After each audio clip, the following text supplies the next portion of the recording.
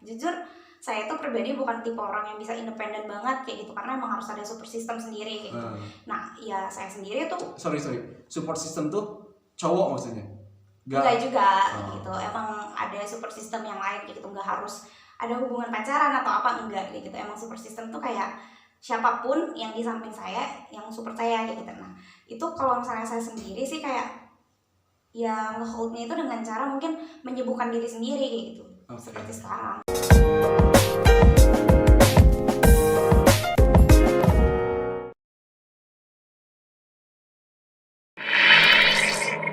Assalamualaikum warahmatullahi wabarakatuh. Jumpa lagi bersama gua di sini di Germa Perempuan, berbicara seputar perempuan.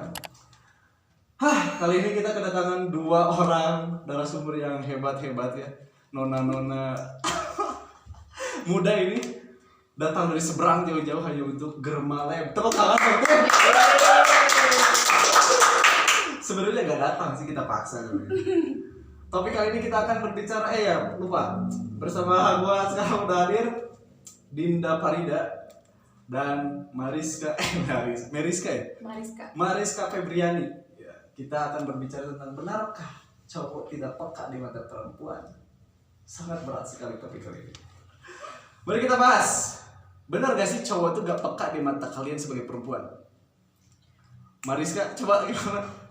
Kalau menurut sudut pandang saya sendiri sih sebenarnya tergantung dengan keadaan ya, kayak ya nggak bisa juga kayak gitu mematokkan bahwa cowok itu tidak peka. Terkadang itu mereka peka, cuman pura-pura nggak peka itu sih. Oke, berarti spesifikasinya pura-pura gak peka ya. Betul. Terus istilahnya kalau misalkan hal yang digeregetin dari seorang cowok ketika dia bego atau pura-pura gak peka gitu, apa?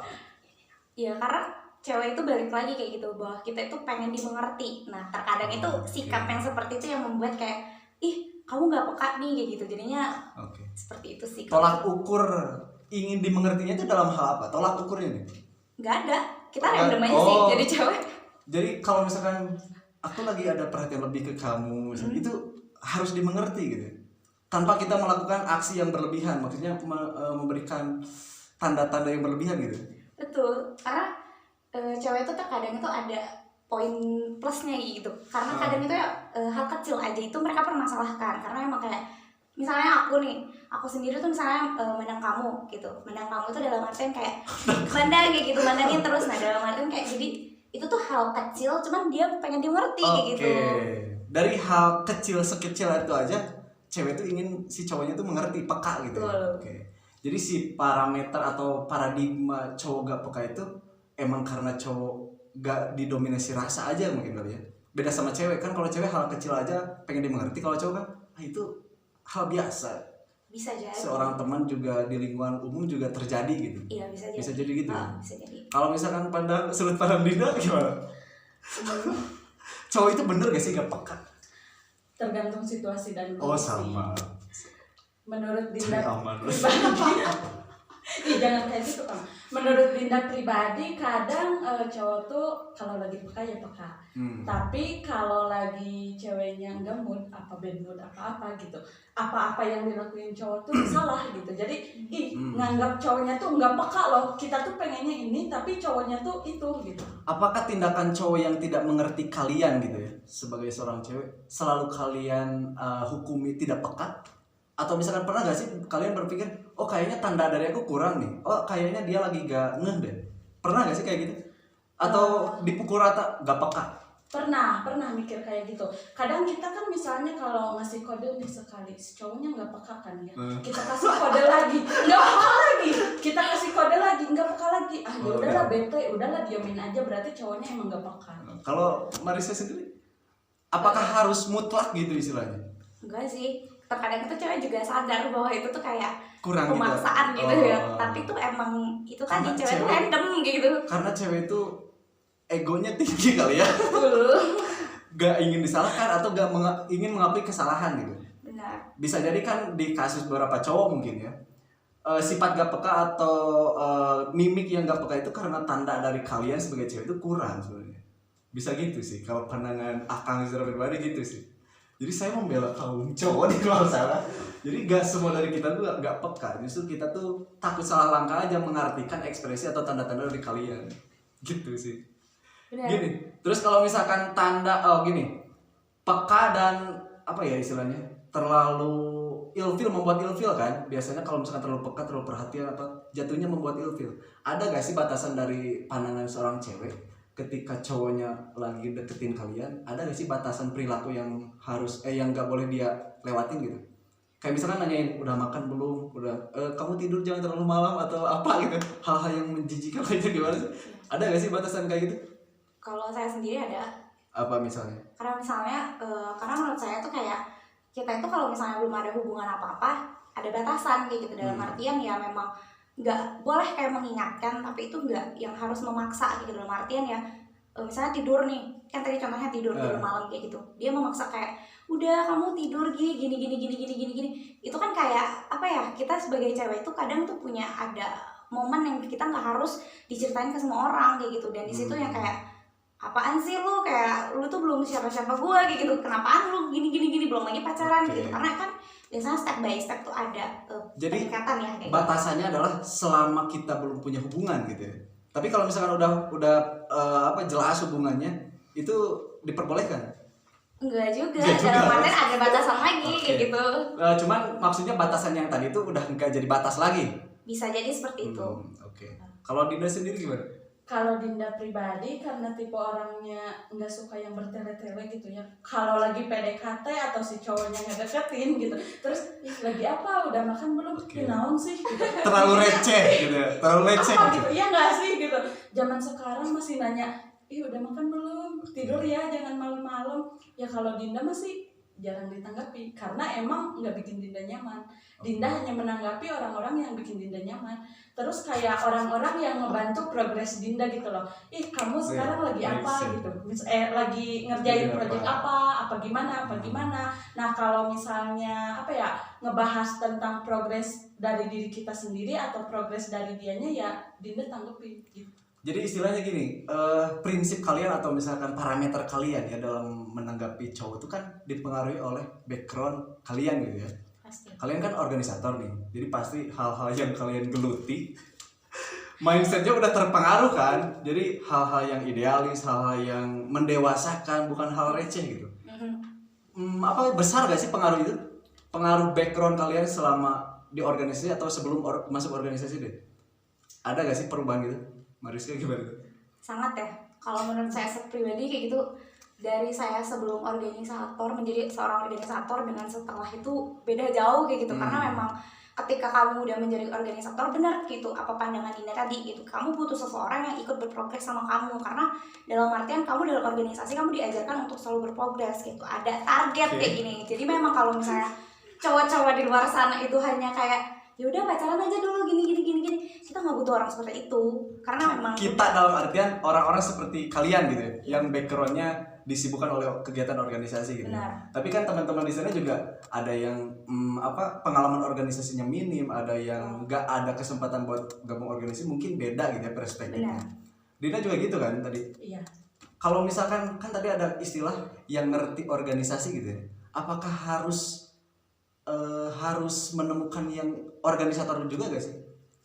Cowok kan kita lagi bahas cowok. Apakah ada batasan itu gak sih? Kalau Dinda pribadi, orang-orang ya gimana ya nyebut Dinda gitu organisator. Nah, Dinda pengennya juga punya cowok organisator. Karena apa? Karena kan kita sesama organisator. Nih cara berpikir kita tuh bakal sefrekuensi gitu loh. Kalau misalnya Dinda organisator, terus cowok Dinda tuh ya yang diam aja gitu, hanya kuliah pulang. Cara berpikir kita kan bakal beda loh. Kalau kita tuh progresnya gini, sementara cowok Dinda ya gitu. Jadi daripada adanya miskomunikasi, kalau tipe Dinda mending sesama organisator. Sama, Marisa juga sama. Nggak atau nggak membatasi? Nggak membatasi. Kalau misalkan si cowoknya yang non organisator gitu ya, non organisasi, apa sih yang harus dia lakuin, yang harus dia miliki untuk menaklukkan hati Mariska? Andai gampang banget. Kalau nggak ngomong. Support system sih. karena emang saya pribadi itu nggak punya waktu banyak kayak gitu untuk orang-orang yang emang di luar organisasi kayak gitu, karena emang organisasi saya tuh udah makan waktu yang banyak ya. Jadi emang untuk sekarang pun saya berpikir bahwa kalau emang ada kayak gitu, dia harus mengerti gitu segala sesuatu gitu. Jadi memang mungkin aja sama organisator karena dia mengerti saya kayak gitu. Dan kalau misalnya pun enggak sama organisator, ya dia harus lebih punya ekstra kayak gitu untuk mengerti gimana sih siklusnya saya dalam organisasi, siklus saya pribadi kayak gitu. Jadi emang random aja kayak gitu. Jadi istilahnya kalau Mariska ini gak membatasi dia tuh harus anak organisasi, yang penting dia paham gitu ya apa yang Mariska lakuin gitu, atau yang Mariska ikuti apa gitu, kesibukan waktunya. Terus gini, kalau misalkan di organisasi, kan kalian aktif organisasi, standar kalian dalam mencari pasangan tuh terpengaruh gak sih? Kayak misalkan nih, kan di organisasi ada senior kan, pasti ada senior kan. Kalian ketika masuk atau misalkan udah berapa lama gabung gitu, terpengaruh gitu. Kayaknya si Akang itu atau si Kakak itu cocok deh atau gemes deh, gimana? Gimana ya muka ini? Main aja dulu. Aduh. Pernah gak sih pada situasi seperti itu, pernah gak? Ada sosok organisator senior gitu ya, atau junior mungkin? Kalau saya dulu itu memang pernah kayak gitu, ada hubungan sama salah satu kayak gitu senior dan organisator juga. Tapi nih ya, itu bukan karena dia organisator kayak gitu, itu alasannya adalah dia punya, saya tuh sulit kayak gitu, saya tuh nggak bisa gitu ketemu orang yang hanya menurut saya kayak gitu, manut itu nggak mau saya tuh kayak gitu. Nah jadi emang kayak jadi karena gini loh, kayak ya gimana ya, maksudnya saya udah di organisator itu sebagai ketua kayak gitu, ketika saya itu pasangan saya itu saya harus ketuain lagi, gimana ya kayak gitu lah itu. Jadi kalau misalnya kemarin itu alasannya adalah dia berjuang emang lebih kayak gitu buat mendapatkan saya. Mendapatkan saya. Kok gue jadi deg-degan gini ya? Tuh jadi lupa. Kalau misalkan Dinda pernah gak sih terjebak dalam situasi kayak gitu? Mengidolakan senior atau rekan organisasi gitu? Pernah juga. Pernah, karena emang jujur dulu dari awal-awal kuliah Dinda tuh nggak tertarik ya ke dunia cowok, ke dunia bucin, ke dunia buaya, ke dunia bucin, serius kurang tertarik karena dulu tuh mikirnya ya akademik dulu lah. Tapi semenjak Dinda masuk organisasi, gimana ya, kita kan ketemunya sering tuh, intensitasnya terus kan sering ngerjain acara bareng atau apa itu bareng gitu. Tumbuhlah benih-benih asmara. Iya, tapi Dinda nggak bakal baper kalau cowoknya nggak ngebaperin. Oke. Ada pendam sendiri gitu ya, meskipun ada bumbu-bumbu cinta, bukan cinta. Alay banget sih gue. Ya gitulah pokoknya. Jadi kamu berupaya untuk menyembunyikan itu, gak kamu show up gitu ya, tanda-tandanya itu. Iya, tapi karena emang gak bisa dipendam sendiri ya perasaan itu, ya Dinda curhat ke senior yang lainnya lagi.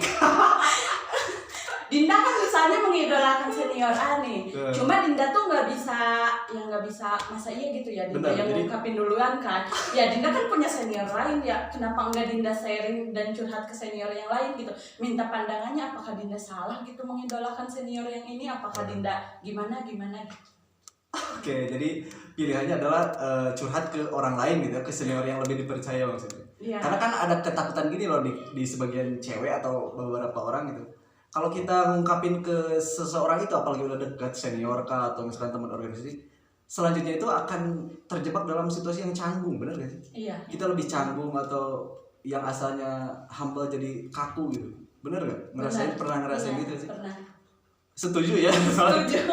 Tapi ini setujunya maksudnya artinya kita udah punya hubungan ya kayak gitu. Kalau memang misalnya nggak ada hubungan, aku mau siapapun yang saya idolakan kayak gitu, ya udah santai aja. Kalau misalkan kita sampai mengungkapkan ke dia atau ngobrol ke dia, aku suka ke kakak atau gimana, tapi si tanggapan dari dia kan kita takut nih.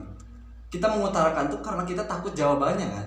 Iya. Bener gak sih? Iya. Kalau misalkan cewek kan takut apa sih, cewek duluan gitu mungkin itu. Kalau cowok kan kita takut mengutarakan rasa itu karena kita takut jawabannya sebenarnya. Iya. Sebenarnya kita tuh ada insecure tersendiri si cowok juga. Iya. Gini, kalau misalkan kalian mengatasi, kan istilahnya gini ya, kalau misalkan saya akan memandangnya bahwa cinta itu fitrah ya. Jadi gak bisa, meskipun kalian si idealis apa gitu, rasa cinta ke lawan jenis itu pasti ada gitu. Sedangkan kalian kan diliputi oleh pemikiran idealis gitu. Ini gak penting, ini belum waktunya. Gimana cara ngeholdnya, nahannya itu? Gimana? Oke, sebenarnya kalau untuk nahan itu ngehold kayak jujur saya itu pribadi bukan tipe orang yang bisa independen banget kayak gitu, karena emang harus ada support system sendiri kayak gitu. Nah, ya saya sendiri tuh sorry support system tuh cowok maksudnya? Enggak juga gitu. Emang ada support system yang lain kayak gitu, nggak harus ada hubungan pacaran atau apa, enggak kayak gitu. Emang support system tuh kayak siapapun yang di samping saya yang support saya kayak gitu. Nah, itu kalau misalnya saya sendiri sih kayak ya ngeholdnya itu dengan cara mungkin menyibukkan diri sendiri kayak gitu. Seperti sekarang. Pernah gak sih terjebak dalam rasa iri orang lain yang punya pacaran, diajak jalan, diajak makan bareng? Pernah? Pasti dong. Oke. Meskipun istilahnya kamu berupaya untuk menyibukkan dengan kegiatan-kegiatan yang positif gitu ya, organisasi, rapat apa segala macam. Pernah tapi terjebak dalam rasa situasi itu? Pasti kayak gitu, karena kan kita itu juga manusia yang gak pernah puas kan akan diri sendiri kayak gitu. Jadinya ibaratnya lihat teman-teman yang lain itu punya pacar, apalagi saya itu di lingkungan yang teman-temannya kayak ya bertahan lama lah ibaratnya gitu. Dan saya sendiri pun bukan tipe orang yang gimana ya, kayak iri ngomong gitu, enggak kayak gitu. Emang ada kayak titik dimana organisator itu pasti ada titik dimana mereka itu down banget kayak gitu, dan di saat down itu mereka membutuhkan sosok yang gak bisa wanita, mereka butuhnya lelaki gitu. Tapi terkadang untuk berpikiran segitu pasti kita berpikiran balik lagi, buat apa kayak gitu bergantung sama lelaki yang belum tentu akan setia kayak gitu sama kita yang seorang yang sibuk banget gitu kayak gini. Jadinya ya kita hold dalam artian kita kayak stop deh, jangan berpikir seperti itu, karena sendiri juga bahagia, ngapain harus ada orang lain. Berarti misalkan yang Meriska saranin buat teman-teman di luar sana nih, yang istilahnya masih terjebak dalam paradigma cowok tuh gak peka misalkan ya, terus istilahnya nahan nih rasa dia ingin mengungkapkan atau membuka hati tuh, nahan misalkan dia, tapi gak sesibuk Mariska gitu. Apa sarannya misalkan mengatasi rasa iri, kesepian itu? Apa sarannya coba yang bisa yang bisa Mariska saranin gitu ke teman-teman cewek di luar sana? Gimana ya, kalau misalnya teman-teman itu nggak ada, diem aja, itu bakal lebih kayak berpikiran kemana-mana kayak gitu. Jadi kalau misalnya mau disarankan, sibukkanlah diri Anda sendiri kayak gitu. Jadi ketika kalian sibuk, ya kalian nggak akan memikirkan ke arah sana juga, menurut saya pribadi. Berarti kesibukannya itu bebas ya? Iya. Nggak harus mesti ikut apa gitu. Hobi juga bisa gitu. Bener hobi. Ngemucin drakor mungkin. Kalau itu biasanya lebih menggugah ingin punya pasangan biasanya sih kalau drakor. Kalau dia sendiri nih, untuk menghadapi suasana kayak gitu lah istilahnya, iri dengki, bukan iri dengki, ya sirik ke orang-orang yang jalan sama pacarnya ketika ulang tahun dikasih surprise yang alay-alay jijik gitu, gimana sih? Ngeholdnya gimana? Kalau Dinda pribadi ya gimana ya, sebenarnya sejauh ini nggak pernah ngerasa iri sih. Kalau teman-teman Dinda jalan sama cowoknya, jalan bareng, main bareng, makan bareng, belum pernah iri, karena Dinda tuh nerapin prinsip ke hidup Dinda sendiri, selama kita bisa sendiri ya kenapa harus ada pasangan gitu loh gitu. Karena kan masa muda itu nggak datang 2 kali, ya nikmati dulu aja gitu masa-masa sendiri. Sebelum sama ada pasangan tuh kan kita harus gimana ya, intinya tuh kayak ada kekangan gitu loh, kita harus chatan, harus ngabarin lah, itulah inilah. Jadi mengurusi ego yang belum waktunya gitu kan. Iya, mending ya nikmati dulu lah masa muda, masa sendiri, karena nggak datang 2 kali. Tapi untuk orang-orang yang untuk orang-orang yang nggak sesibuk Dinda dan istilahnya pemilihan kegiatannya nggak kayak Dinda gitu istilahnya, apa sarannya gitu? Mungkin buat sarannya ya lebih berprogres terhadap diri sendiri aja sih sebenarnya, karena selama kalian berprogres ya itu kan akan ada catatan-catatan baru, pengalaman-pengalaman baru juga buat kalian. Jadi masalah cowok bisa dilupain dulu lah, nanti juga kalau udah waktunya pasti kok ada. Jadi teman-teman, benang merah dari obrolan ini adalah ketika Anda tidak punya pasangan, bukan, kan tadi cowok gak peka ya.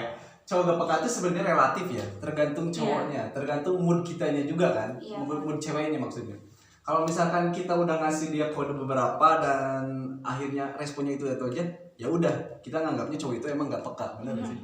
Terus istilahnya memiliki hubungan atau misalkan couple gitu ya, nggak selalu mesti gitu ya. Ada baiknya kalian memprioritaskan progres kalian dulu gitu kan, dari pribadi kalian. Berarti pada intinya menurut kalian cowok, bener gak sih cowok itu gak peka? Relatif, Bener. Relatif tergantung cara dia mungkin ya. betul. Oke, ini gak akan beres 3 episode.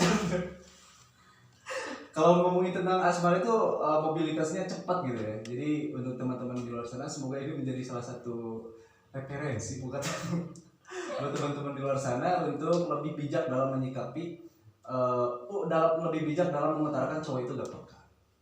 Terima kasih orang baik. See you next week.